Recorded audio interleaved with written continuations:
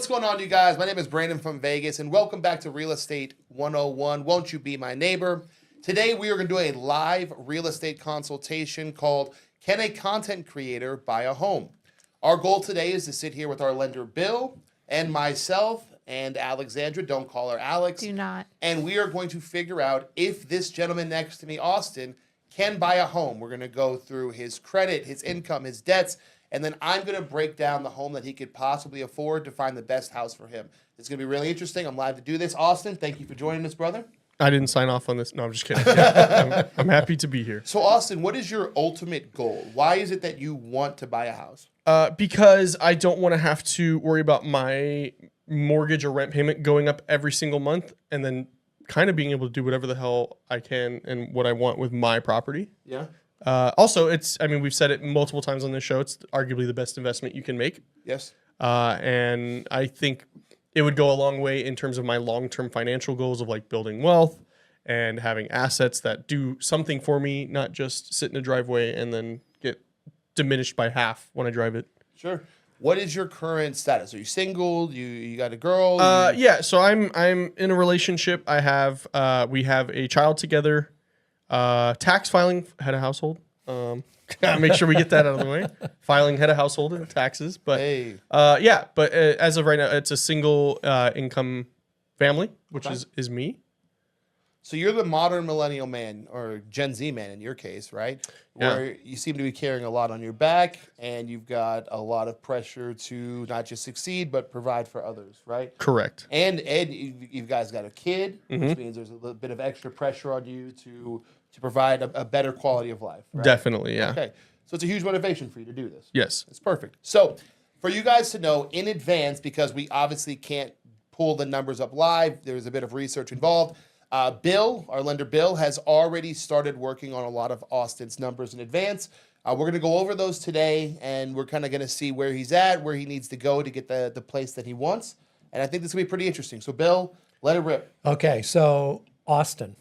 Uh-oh. We'll The way you talk looked at about me and said that. Awesome. By the way, I love your hat. Okay, thank you. Yeah, Oh. we didn't even address that. My goal was to just not even acknowledge it. It was just It just went right over. Like, happy birthday to Bill. Happy birthday, Yeah. Bill. Happy Yeah, birthday, Bill. You said it's Thank the you. 75th anniversary of your 25th birthday? Exactly. Yeah, pretty close Boomer to Bill. that. Boomer Bill. Boomer Bill, right here. So is today actually your birthday? It is today. It is Wow. actually today. Yep. Actually today. So what was I'm loving it like when the printing press first came around? Well, in elementary school, I remember we had typing class on a real typewriter. Right. And I also remember they had this basically where they carbon. It was like carbon. Where they would make the worksheets for us to work on. And it smelled so good. It was just amazing. And this is why a lot of boomers have a lot of anger issues because there's just carbon and lead in the Carbon, air. yeah. Yeah, right. Yeah, yeah, we everything. probably had a lot of Carbon. that. How was Jesus? He's pretty chill. That's good. He's chill. Handsome or? Yeah, very handsome young man. So, Bill, when you went through Austin's numbers, what is something that stood out for you, right? When you're doing any consultation, what are the first things that you're looking for? Yeah, so I talk about three things, right, Austin? Yep. Credit, income, assets. I call it the CIA analysis. And I liken it to a three-legged stool. You need to have all three legs to make a stool stand, right? Sometimes you have one leg that's short. And when the leg is short, the stool is kind of wobbly. So when we get a mortgage, we look at those three things, credit, income, and assets. And sometimes one of the legs is short. Yeah. And so in Austin's case, he had a couple of legs that were short. When I eat too many prunes, I have wobbly stool too. So it's just trying to basically, and a lot of people just don't know where they're at. And so this was a very good starting point. And I'm, honestly, I want Austin to be patient at the same time, but I'm impressed that he's 27 years old and actually going to try and buy a house. The average first-time home buyer, 34 years old. Yeah, that's a big stat that we discussed on a previous episode, is that the Gen Z buyer is actually buying houses sooner than their parents and grandparents. There's this idea that Gen Z is like behind the game, or maybe houses are unattainable for them. But the average millennial and then I guess Gen X was buying houses somewhere around 31 to 32, whereas with Gen Z, they're starting in their 20s. So we're actually seeing a growth in housing. Wow. Yeah. They want to see it. They want to do that's it, which is great. incredible. I Yeah. love hearing that. Yeah. That's incredible. But they don't have patience. No, we don't. We don't. Yeah. We definitely don't have patience. Yeah. That's also the problem. I think because Gen Z grew up with social media, right? Instant gratification. They want instant gratification. They see 19-year-old millionaire drop shippers, and they think, Yeah. well, why don't I have can do a it, mansion in Miami, right, by 19, stuff like that. That sounds like too much of a headache, though. A mansion in Miami. The That water levels sounds are going to great. rise in like 4 years. It's going to be waterfront property or water-filled property, but that's neither here nor there. But I do understand because I have been that way, and talking to Bill a lot, I have chilled out in Yes. terms of like, okay, it's a journey. It's okay. not a sprint. Correct. It's a marathon we're doing here. So let's talk about your income. That's Mm-hmm. one of the things that we focus on first because we'll get into debt to income ratios. Now tell us a little bit about your job, Mm-hmm. what you do, how you're paid, all that good stuff. Yeah. So, and this goes back to when you are looking for a house, you have to have 2 years of consistent, either same job or same field, correct? Industry. Yeah, same industry. So you're self-employed. Correct. Yeah. So talk that's what I was about getting at. 1099 yeah. income. So I've been 1099 since 2022. I worked at a studio that paid me as a 1099, and then at kind of first quarter of this year, I left that situation and started up my own business, which I partnered with Rob, and so now I own a podcast post-production business. I also own a content business. It's one of my content venues, makes enough to where I have to file a, LLC and everything, but I'm still 1099. I still pay myself from the business as 1099. Hopefully one day S corp. Did you create an S corp? Did you create an LLC? No, because I have an LLC for both of them. Okay. The S corp, I've been told I don't quite make enough yet to offset like the costs of having the S corp. We're getting there though. I mean, we're not far from Yeah. that level. I mean, but my income has drastically gone up in the last 3 to 4 months. Okay, which is awesome, Mm-hmm. right? So what we do as lenders, we look at the last 2 years' income, and it primarily comes from the tax return. So you could be having an awesome year this year, but if it's not on a tax return, it's not income technically that we can use. Right. It's really used as it basically verifies that you're still making money. So we would look at, in your situation, 2023 and 2022 income. And do you know what you reported on those two tax returns? I do, because we went over it. I believe last year, I think it was like somewhere between 23 and 26,000 of taxable income. Mm-hmm. And then the year before is where I got hung up, and why we're in this situation now is the studio I worked at they weren't communicating on the finances part, and they only reported that I think I made like $9,000. Yeah. So it was like under double digits for that year. So that's what's holding me back, which is why, and people don't know this yet, but we're waiting for the next tax cycle to kind of get into, So we can average it. yeah. One of and this is a big tip for anybody watching this. If you heard what Bill said, they go off your last 2 years, right? Your last 2 years. So if you had a big year, or if you feel like a big year is coming, there's nothing wrong with waiting for that big year so you can get approved for a higher amount, as long as you have a game plan, right? And that's what we're doing currently. That's kind of what we've discussed. Go ahead. I have a question for you on the 2 years. Is it the last 24 months or is it the last fiscal? It's 2 years, okay, that they have to be self-employed. Now, generally, what ends up happening is you need to have 2 years of tax returns. Okay. Okay. I think that's So- a good clarification, because if somebody starts their business in May, Yeah. they're like, I've been employed for 2 years, but you haven't paid paid taxes tax See, for 2 and years. this is what one of your employees that was actually kind of helping me at the beginning was a little worried about, because I technically started the LLC in May, but I was There we go. 1099. Right. I think it was just under but it's Yeah. the same industry, it's the same profession. Right. It's just content creation. correct. Yeah, content creation. And so, but I was still 1099. I didn't change industries. I have You moved up. yeah. And One like, of- sorry, go ahead. One of the biggest issues people face is they think that they need 2 years at the same exact job, but truthfully, it's being paid the same way for 2 years, right? So even though you were in content creation, going from getting paid one way to then being 1099 or self-employed, it changes your payment status, right? That is something that can hold a lot of people back as well. Right. Which is why I'm glad that we're doing this now, because I've been 1099 since 2022. So I already have 2 tax returns to show that I've been 1099. It's just, You want this one. yeah, I want 2024. I want 2024's tax return, because that one's going to be good. And you made a good point, right? It's the net income after you Correct. basically make deductions. Because So a lot you- of 1099 come to me and they go, Bill, I make $10,000 a month. And I go, that's great. How are you paid? 1099. I said, what does your tax return say? Well, I only show about $20,000 Yeah, because yeah. they write everything Everything. off. And so it's not income that we can use for qualification. Yeah. Can you go back and edit that? You can Isn't you that could tax fraud? you could you can always okay. refile taxes. That's, yeah. Oh, You know, okay. But then the And- government, then the Back government then wants their then money. they- Then you have to pay. You have to yeah, pay. you got to pay Yeah. up. But, But is there a there's- way? Or is there a way around that to say, oh, I forgot that I? There's no way around. I just did this year, so I'm Okay. kind of familiar You with kinda it. know, yeah. When we were trying to buy our house, we had a huge issue with the IRS because I'm a realtor. So for the past 3 to 4 years, I've had to write certain things off, let certain things go.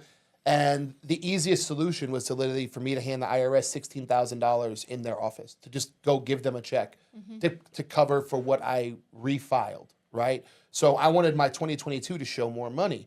So they were like, okay, well, that means you owe us $16,000 based on your refile. Right. Yeah. The IRS, Ow. the solution with the solution with the IRS is more money. That's always the answer. Yeah, but you can absolutely refile. Yeah, that's- I Say did not that know I that, didn't so that's report good it to all, know. and there's Yeah. things that you can That's do. something I wanted to But bring it's up. money out of pocket, right? So it's a balance as a self-employed 1099. So Do I please book your report podcast income? with Do I not? CC Media so I can refile my taxes. But what I do a lot with clients is when we know that we need a tax return that has more money or that shows a bigger net, I'll talk to them like in December or January and say, okay, for you to qualify for this type of home, you really need to show an income of, $75,000 this year. And they may go, wow, I'm going to have to pay taxes on that. That's where right? I'm at, which is And what I it's wanted to ask. Yes, but sometimes it's kind of up to the individual for them to go ahead and make their tax return the way they want it. Right. And just obviously it's got to be legal and all that good stuff. But it's a balance. So do you want a house or do you want to pay less taxes? Yes. Right. So I have a question for you then, because this is something I'm going to have to deal with. Like I have one big write-off, and for me, big write-off is under $4,000, but it's in one chunk.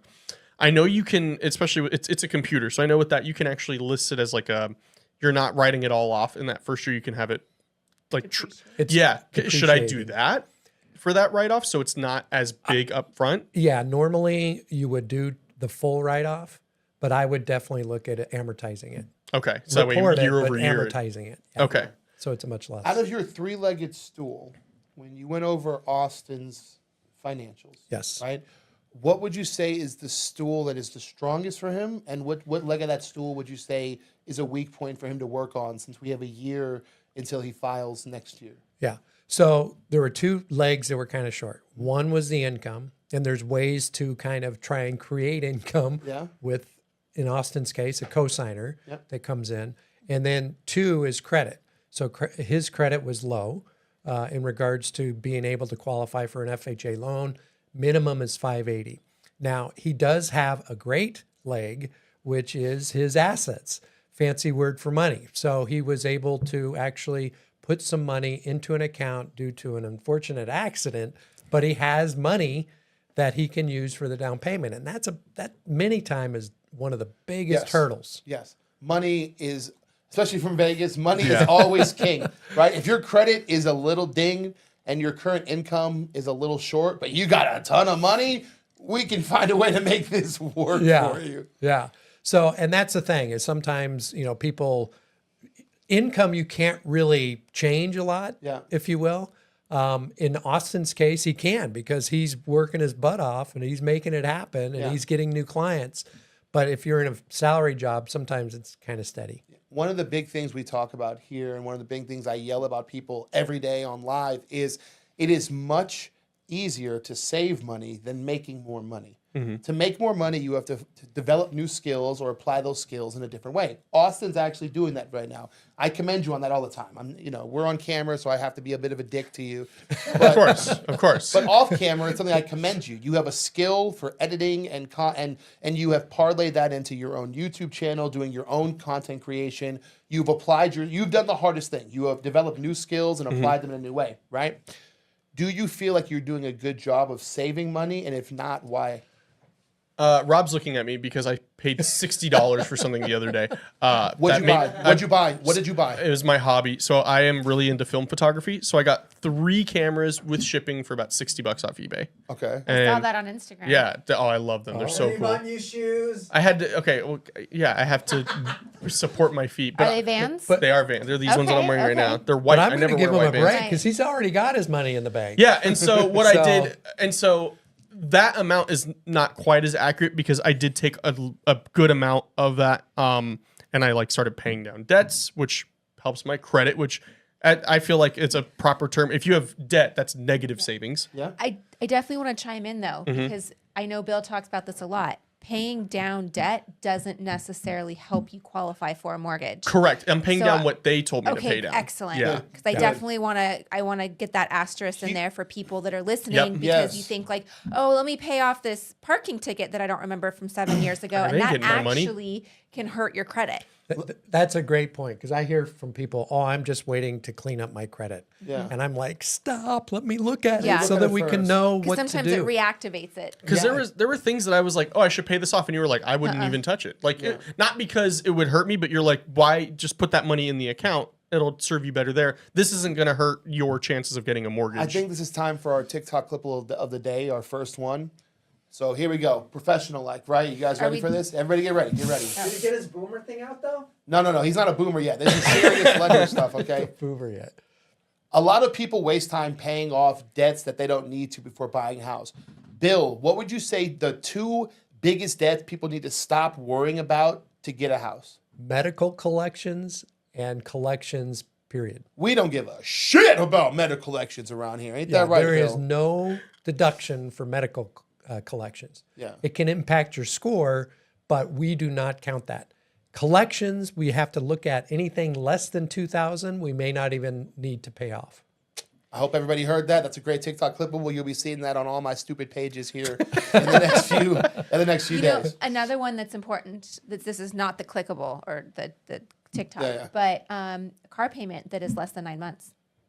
Car payment less than 9 months. So if you owe Don't 9 pay months, it off. if you owe 9 months on your car, don't. Oh, let me just pay it off. No, Okay. because that doesn't. I don't even have a car payment. That's good. awesome. That's my next thing I was going to ask you about. Yeah. Is what your monthly debts that you're incurring. You have a kid, so you have the ultimate monthly debt, and then you have. Yeah, that's just a hole that just.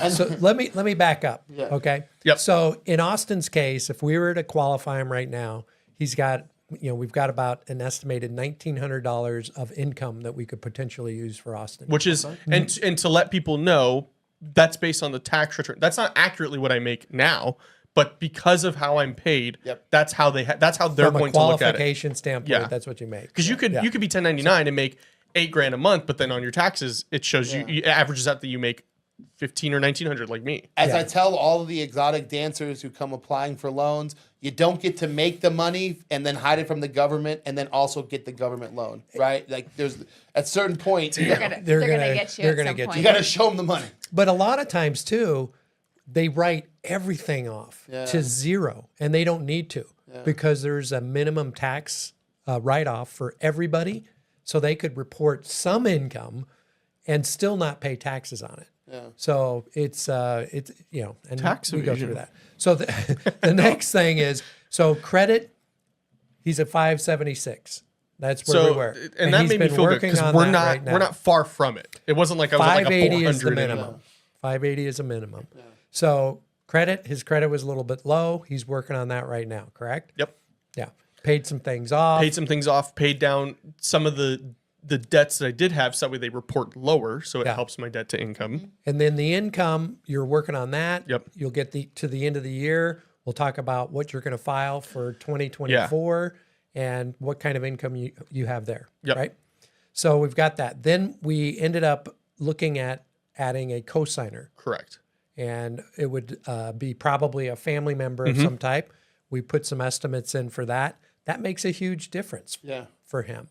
And so the cosigner that we were talking about would be making about $7,000 a month, plus Austin's $1,900 a month. How does that work for people in the audience or people watching right now on live or YouTube?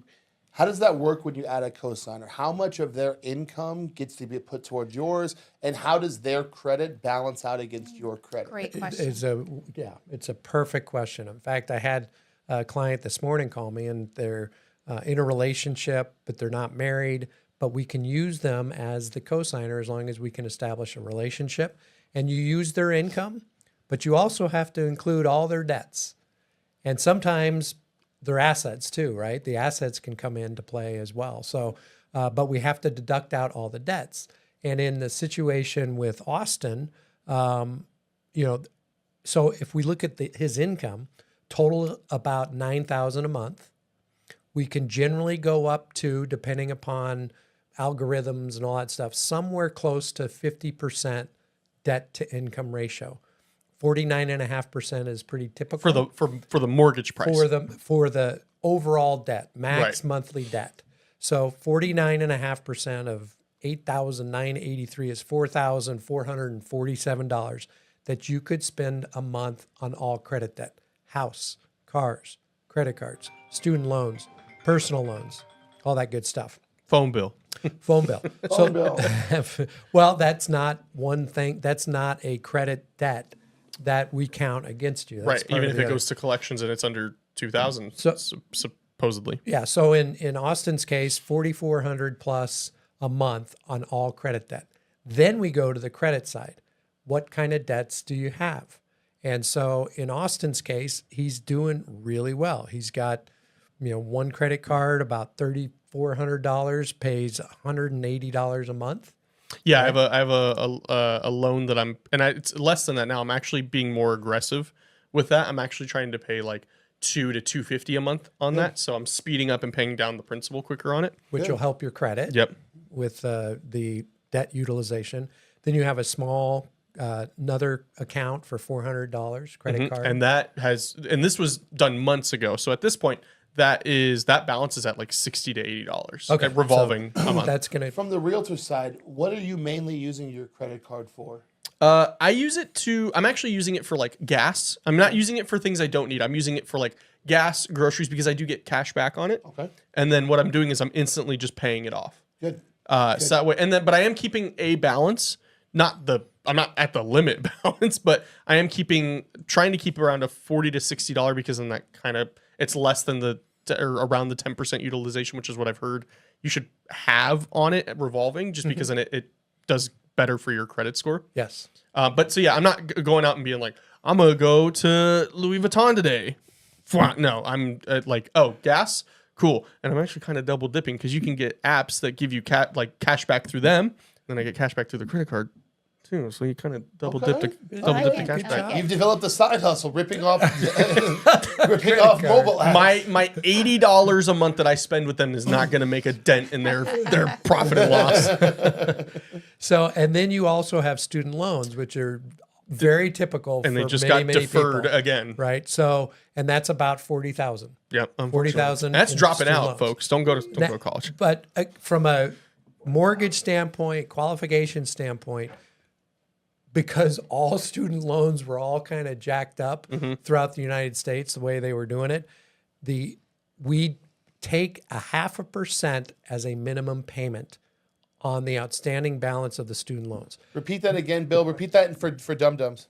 Hold on, we have a question. I got a question in the chat, guys. Can couples have another cosigner as well? 100%. And couples have another cosigner. So you could have three people. So somebody asked if a couple can have a cosigner on top of them. So you could have three people on the loan? You could, as long as they're a family member.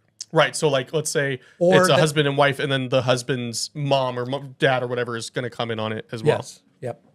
So, but to repeat the student loan, so student loans are counted despite being deferred or not deferred. Okay. It's 0.5% of the outstanding loan balance It's a lot. on a payment. It's let's say- $200 a month. So you owe 40,000 and we're only counting $200 a No, month. right. Yeah. It's better than counting 40,000. Because this could be like $800. Yeah. It could So be. it's a pretty good benefit. Yeah. Thank just God he went have to a percent. UNLV, right? I know. I went to Bolsa. I went to a for-profit university. That's why it's 40,000 after I dropped out. Oh God. Okay. regret. So, but that's okay. You learned okay. that wasn't your thing. So Yeah, I needed to become a business owner, and then I'm gonna get the license plate that says dropout. And people go, "You see, I'm gonna drop out of high school." No, don't drop out of high school. That's not what that means. The high school dropout, my next rap album. That's our next qualification. and then we had the debts for the family member, right? So the family member had, actually quite a few debts, and they totaled about $2,100, almost $2,200 a month. Okay. That included their mortgage, cars, some personal loans, some credit cards, that kind of stuff. So Not bad. yeah, so that's What was there. mine again? The total for mine, because that was with my family member. Technically, you're about 380 Is debts. is debts. Okay. 300 or 3,000? $380. I was like, damn. Well, I wanted to clarify Well, yeah. for people. Yeah. Yeah. So then we take the income, the $9,000 dollars a month, the max debt $4,400 a month, less his current debts, and that was out at about $2,400 a month. So he technically could spend around $2,000, $2,100 a month, somewhere in there.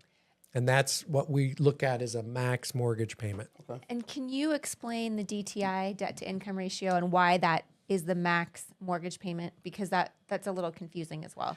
Because they would see, oh, well, if we have $8,000 a month, why is it I can only spend $2,000? Yeah.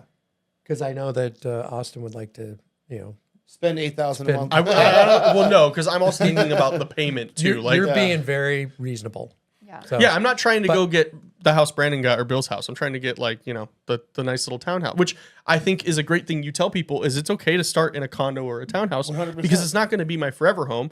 I mean, ultimately, my goal is to live in it for 5 to 7 years or whatever, and then either take out the equity or get another home loan and then rent out that first home. Yeah. And it's Yeah. then it's income. Keep going. So debt to income is basically your monthly debt, house, cars, credit cards, student loans, divided by your income. But what's the ratio? Because different loans have different ratios. So in general, we run it through AUS, which is automated underwriting system, and it's just a computer algorithm, put the input, and then it spits out. And what we have found is that we can generally go up to 49.5%. 49.5%. If we have to do a manual underwrite, where because Austin's credit doesn't meet the guidelines or we don't get an automated approval, then we go down to 43%. Okay. Now, can we explain this? Because this was a question I had because I was like, well, I'm bringing in a cosigner. His credit is really good in terms of a score. I think he's in like the 7s, but we're not going to use his score in terms of the mortgage. What do you use? So we use the lowest middle FICO. So the family Between the members, two people. between the two people, anybody who's on the loan. So the family member was about almost 750. Right. Yours was 576. Right. So we would go with So the we would middle go of with me. 576. That's actually really huge for people to know. Yeah. Right? And this is one of the big reasons we always advocate people to use cosigners if you have them. If your parents have good credit, use that good credit. The difference between what's going on, Robert? Another question. How long after applying or getting pre-approved does your credit recover? I know it takes a dip. So just repeat that question. So what we do is we do a pre-approval and we do what's called a soft pull, which is no hit to the credit. And the question was, just so people could hear it, Yeah. Question is how long does your How credit long- recover after they apply? how long do does- pre-approval? how long does your credit? How long does it take for your credit to recover after After a getting pull. pre-approved? But you were just saying it's a soft pull. It's a soft pull, so there's no recovery.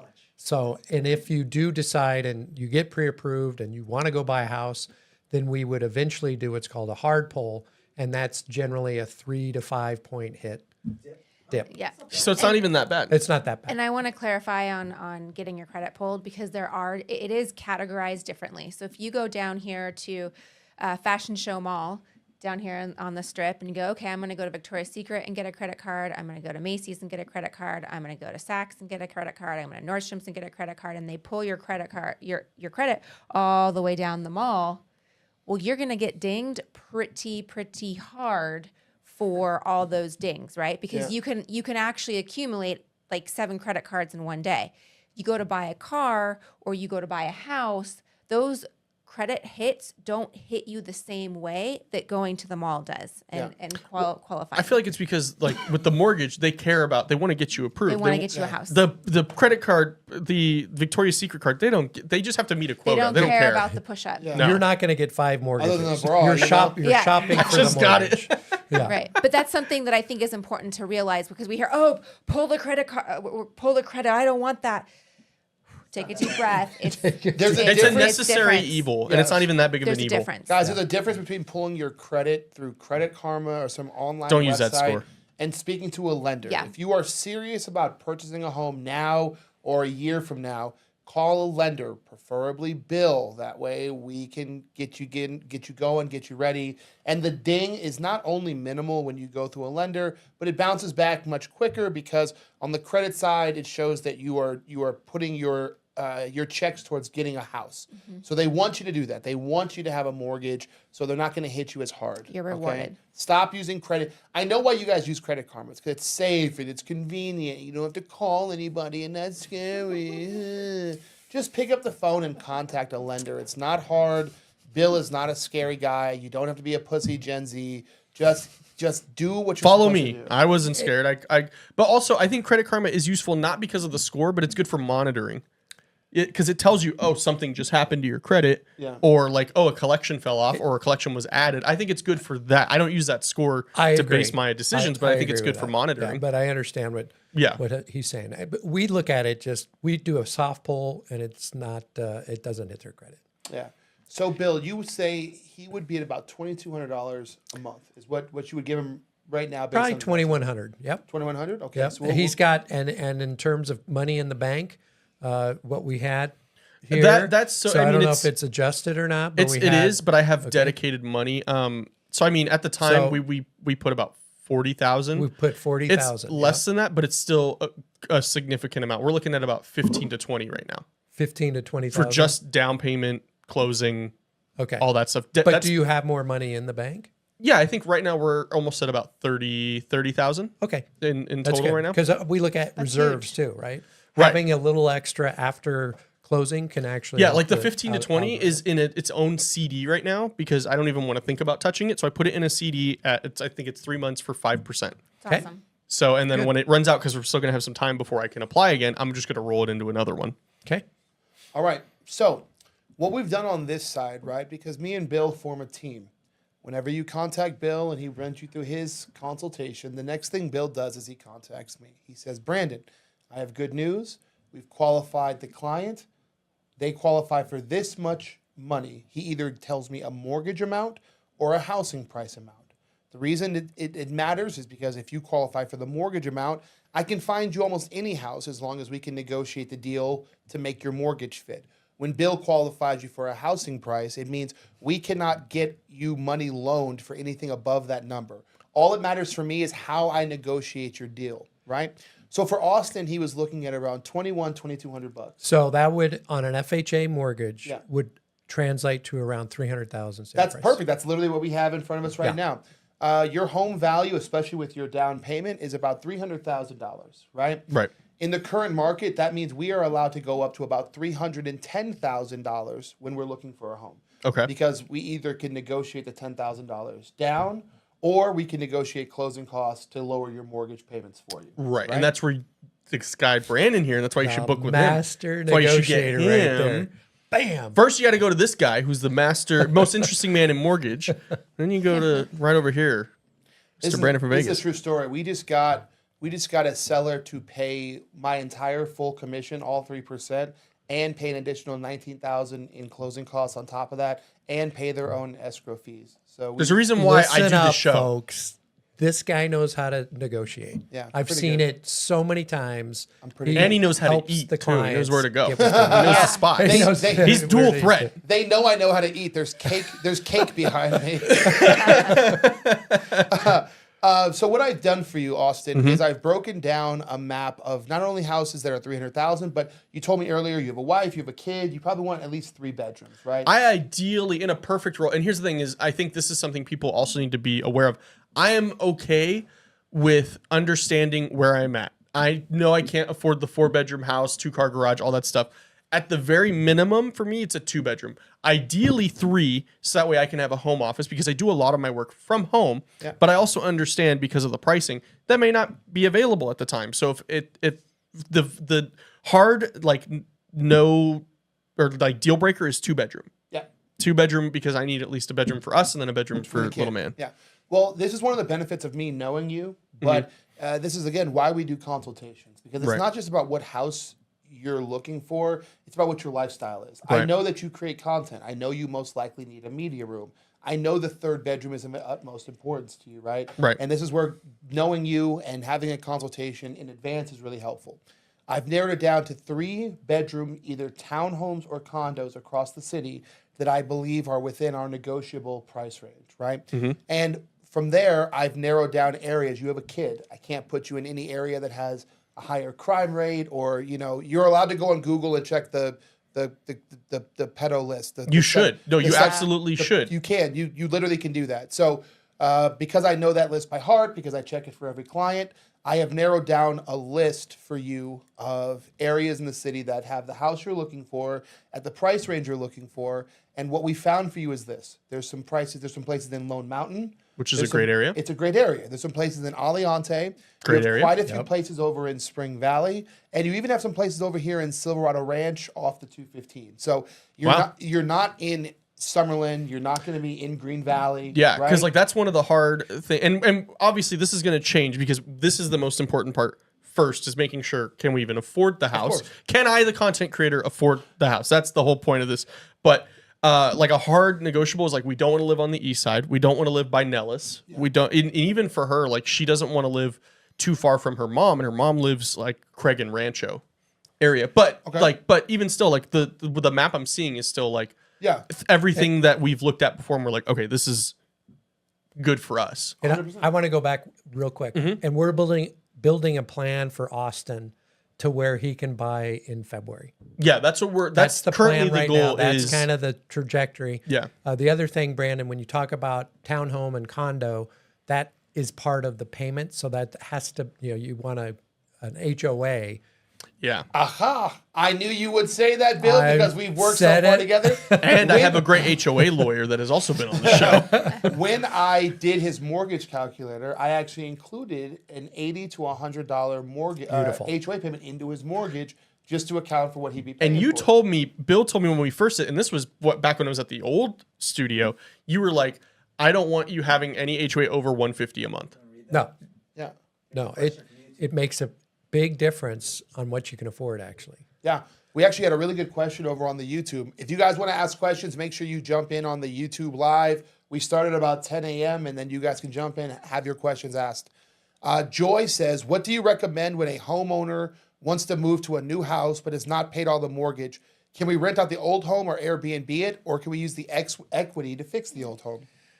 It's a very good question. Yes, you can keep your old home and go buy a new home. And generally what we do on the payment, because that's a debt, right? Yeah. As long as we will take 75% of the rent to offset your mortgage payment. So as an example, if you rented your property for $2,000 and your mortgage payment was $1,500, there's no payment counted against you in terms of debt to income. Yep. So that's easy. To answer your question from a realtor's perspective, can you afford the new payments without taking equity out of the old home? If yes, then fantastic. You are in a great life projection. Go ahead and buy that new home. Take the equity from the house that you own currently and use it to either pay down the mortgage to an incredibly low rate or call Bill and buy discount points to lower your rate. If you're going to rent out the house, your goal is to lower your mortgage to as small of number as possible. That way you're profiting as much as possible, right? Because now we show more income, we show less debt, which makes it a lot easier for you to qualify for the second home. Yeah, and I'm seeing both. I'm seeing some people keep it with the low interest rate, but I'm also seeing a lot of people selling the house, paying off some debt, moving it into a new house, and doing well that way too. Yeah, 100%. If you're someone who bought a house from 2020, 2021, 2019, where you have both low interest rates and incredible amounts of equity, go ahead and rent out that previous house. Right. Take your equity, buy another house, and just start making profit. You bought at a perfect time, and it's time for you to make money from that good decision, right? And people are putting reserves in their account too. Yeah. So they sleep better at night. So they sleep better at night. And a nice that's feeling. That's ultimately where we want Austin to get to, right? Yes. That's ultimately your goal is for this. And this is why when we broke down your areas, we're not just making sure we're putting areas that are safe for you and your kid, but I'm trying to put you guys in an area that I believe is profitable, will gain equity over the next 5 years, high developing areas like the Northwest, the Southwest. That way in 4 to 5 years, if you guys look up, your job keeps paying you more money, you can say, honey, we can afford the house you wanted the whole time. Right. We can rent this out and go get the house that you really wanted. That's our Right. ultimate goal for you. It's not just Yeah. providing you a house. It's providing you a house that's going to make you money. Yeah, absolutely. And I think that's one of the selling points of buying a home is the fact that you can get equity out of it. It's a investment that can grow, arguably some more than others. But yeah, no, ideally that's one of the several reasons why I want to be a homeowner and not a peasant and a renter. And Brandon, what are the 3 most important things about real estate when you're Location, and where your wife wants to live. Yep. I would say that's number 1. Which is location. Pretty good. Well, I love this. She goes, hey, actually, I hate it too. I don't even know why I thought I liked it. And here's the thing. Typically, I'm the big sexist, misogynist guy of the show. But I will tell every guy watching, if you don't have a wife, take your girlfriend. If you don't have a girlfriend, take your mom. If you don't, for some reason, your mom can't come, take a girlfriend that you have. When you go looking for houses, take a woman with you. If she says this area sucks or feels unsafe, do not buy a house there. I'm dead serious. love it. I'm What dead do you mean ass. I can't buy on D Street, Brandon? Honey, it's so cheap. It's only $125,000. Yeah, okay. And there's a homeless encampment living in your backyard, right? Like, take your wife, girlfriend, sister, cousin, whatever, take them with you. Because wherever they feel safe and comfortable, other women feel safe and comfortable, and that's an area that's going to make you money. So if your wife says this house is shit, trust me, brother, just move on for your sanity and your bank account. Yeah, more so the sanity. 'Cause what's the point of having the bank account if you're insane? But one of the big things you said, and we joke about it and we laugh about it because it's easier to laugh than cry, is feeling like a peasant sucks. It does. Right? Feeling like, and I know your situation, right? And feeling like someone has power over you or someone's allowed to interfere with your life and your decisions. It's like life is already hard enough. Yep. Having that other person you already have a boss who has power over you. The government has power. All these people seem to have power over you, right? And getting one of them removed always feels so refreshing. It feels so liberating. Yeah. I love the fact that Austin said, I want to have a place of my own so that you can actually paint. You can put pictures up. Yeah. You can do whatever you want to do. Yeah. I can walk around naked in my own house. Walk Who's gonna tell around- me? Who's gonna tell me no? I want to walk around butt-ass naked naked. in my own house, and no one can tell me anything about that. Until love the that. missus is like, put some clothing. Like, yes. All right. Well, the game's over. Austin, thank you for letting us dive into your finances like this publicly. Thank Yeah. you for being so open this, being the first person. I hope this inspires other people to be more comfortable to come to a live consultation with us. Is there any question you had before the consultation that you didn't get answered? Well, we have this question right here, real quick. This is a good question. Joy says, so if I bought my old house at $167,000 and now it's at $250,000 and we want to sell it, how much money do we get out of selling it? Well, Joy, that's a deep question that comes with a lot of things because there's sellers commissions, there's buyers commissions. A lot of it's negotiable. You have county fees, escrow fees, title fees, a lot of things. Joy, if you would like a hyper-specific number called a net sheet, please do me a favor. Fill out the real estate form in my bio. Our videographer is going to send it to you right now, and we are going to get every answer that you need immediately. Or just text me directly, contact me directly. But to answer your question would take a really long time, and we've already taken up a really long amount of people's time. You can be next on the show. Yeah. Yeah. Have a reach out to BillGaylor.com. Yeah, so you could be next. But so I do have, I mean, and maybe it's more of a blanketed question, but we've kind of gone over everything already, but maybe something we haven't discussed yet on what else I could be doing to even further, because like ideally I don't want to come into this and just scrape by. Oh, can we do a TikTok clippable? Yeah. Another one. All right. Well, this whole episode is TikTok clippables. It's just how brave you are to edit. If you are a Gen Z home buyer and you are looking for the best tip that you can get to afford a house, here it is. Stop spending so much goddamn money. Okay? Stop hating your money. You work too hard for it to turn around and give it away to a subscription, television, Starbucks, Netflix. You want to say, oh, it's only $5. What does it really matter? $5 a day times 7 days a week is $35. Times 4 weeks a month is what, $130 times 12 months. You're looking at $1,500 in Starbucks. So $5 does add up. Uber Eats does add up. Going to the bar does add up. Drinking with friends does add up. We're not telling you to not have any life. You have to have a life. You have kids, you have family, you have things to do. But you have to decide, what are you going to sacrifice? You cannot keep living a renter lifestyle and be a homeowner. At some point, you have to decide you're going to switch and you're going to sacrifice. So that would be ultimately my advice for you. Figure out what and where you can sacrifice without putting your family, obviously, in a bad situation. I tried the whole no food thing, but you can't get away with that. Just eat oatmeal. It should be fine. I do love oatmeal. Oatmeal's good. Oatmeal and then ramen together. Can't stand oatmeal. You power eat your meal once a day. It's all you need. You save money. That's some like Egyptian. That's some like Egyptian slave shit. Dude. Green beans. Green beans. Go green. Go green. Don't go to Whole Foods. Definitely don't go to Whole Foods if you're trying to be a homeowner. Yeah, whole paycheck, right? Any final tips you could give people? The only thing that I would say is very much along your lines, just create better spending habits. Yeah. And understand, do a budget, look at what you make every month and what you spend every month, and are there things that you could cut out? Long story short, quit being a bitch and man up. All right.